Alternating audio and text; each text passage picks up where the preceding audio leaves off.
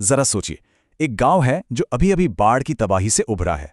लग रहा है कि चलो सब ठीक हो रहा है, लेकिन असल में एक उससे भी बड़ा खतरा, एक अनजाना डर उस पूरे गांव को अपनी चपेट में ले रहा था। ये कहानी है भैरवपुर की, एक ऐसी जगह जहां जिंदगी देने वाला पानी ही मौत की वजह बन गया था। तो चलिए आज इस श्रापित तालाब के पीछे छुपे उस भयानक राज से पर्दा उठाते हैं। एक गांव, एक ही तालाब, और सिर्फ 2 हफ्तों के अंदर 4 रहस्यमयी मौतें। नहीं, ये कोई मामूली इत्तेफाक तो बिल्कुल नहीं हो सकता था।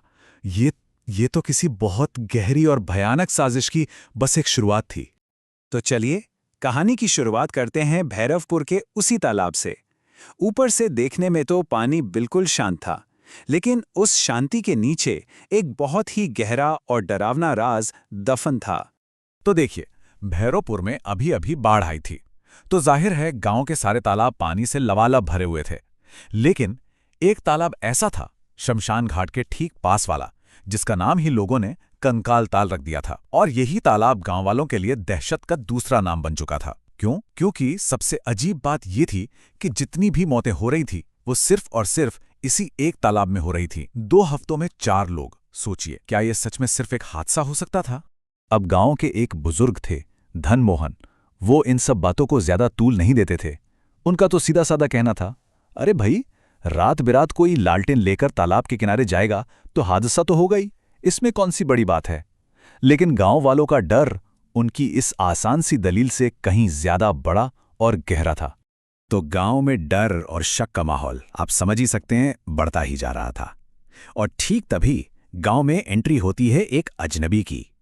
एक ऐसा शख्स जिसके आने से इस कहानी का पूरा रुख ही बदलने वाला था। ये अजनबी था विक्रम, आंतला शहर से आया एक वकील। अब वो यहाँ गांव के किसी डर या रहस्य को सुलझाने नहीं आया था। उसका तो अपना ही एक मकसद था। वो अपने दादा की 8 बीघा जमीन पर, जिन्होंने कब्जा कर लिया था, उन पर केस करने आया था। मतलब साफ था, उसका मकसद पूरी तरह से दुनियावी था। गांव के अंधविश्वासों से उसे कोई लेना देना नहीं था। तो एक तरह से देखें तो ये 2 अलग अलग दुनियाओं के टकराव की कहानी बन रही थी।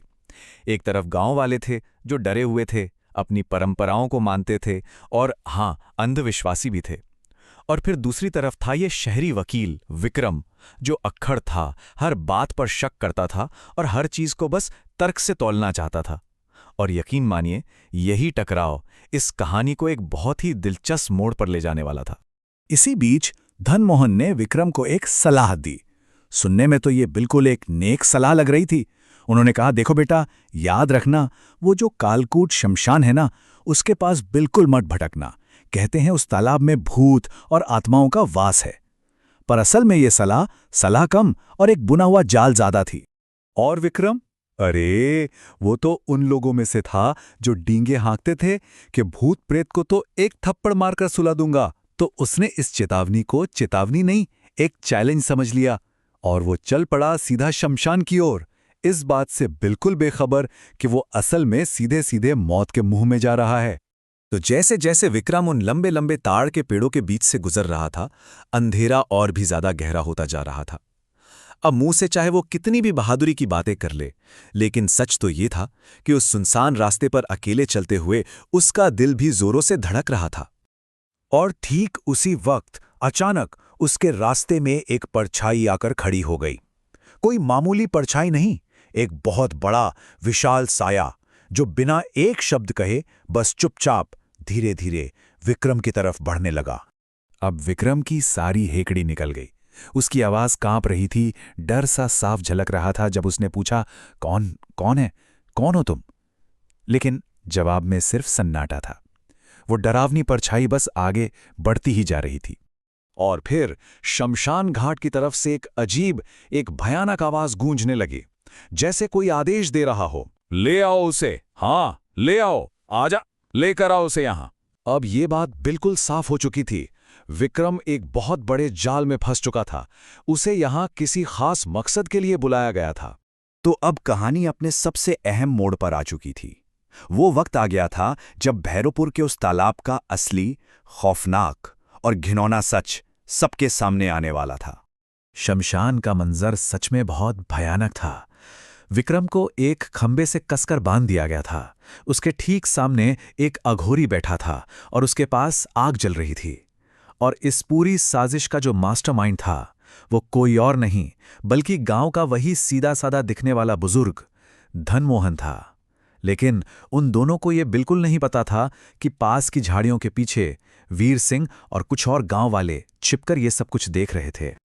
और यहीं पर धनमोहन के खौफनाक इरादे का खुलासा हुआ। पता है वो क्या कर रहा था?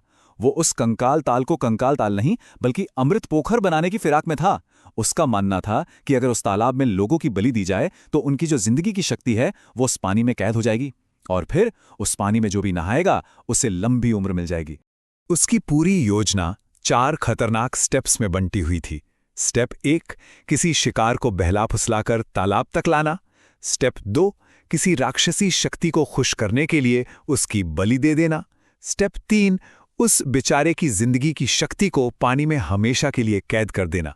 और आखिरी स्टेप 4, हर अमावस्या की रात को उस पानी में डुबकी लगाना और अमर हो जाना। धनमोहन का लालच और पागलपन अब उसकी बातों से साफ झलक रहा था। वो पागलों की तरह चिल्ला रहा था, मैं कुदरत के बनाए नियमों से नहीं मरना चाहता। मुझे अमर होना है और मैं होकर रहूंगा। मैं अमर रहूंगा। लेकिन धनमोहन की ये काली पूजा, ये साधना पूरी हो पाती उससे पहले ही वो टूट गई। और इसके बाद जो कुछ भी हुआ, उसने इंसाफ और बदले के बीच की जो एक पतली सी लाइन होती है ना, उसे हमेशा के लिए धुंधला कर दिया। जैसे ही गांव वालों ने ये सच अपनी आंखों से देखा, उनका गुस्सा 7वें आसमान पर पहुंच गया। वो झाड़ियों से निकले और उन्होंने हमला बोल दिया। किसी ने एक जलती हुई मशाल उस दानव की तरफ फेंकी और वो देखते ही देखते आग की लपटों में घिर गया। उधर गुस्साई भीड़ ने उस अघोरी तांत्रिक को भी पीट पीट कर मार डाला। लेकिन धनमोहन, उसकी किस्मत का फैसला किसी और के हाथों में था। विक्रम गुस्से में धनमोहन को मारने के लिए आगे बढ़ा ही था कि वीर सिंह ने उसे रोक लिया। उन्होंने एक चौंकाने वाली चेतावनी दी। कहा, रुको, इसे मत मारो। जिन लोगों को इसने मारा है उनकी आत्माएं इसके काबू में हैं। अगर तुमने इसे अभी मार दिया तो उन बेचारी आत्माओं को कभी भी मुक्ति नहीं मिल पाएगी।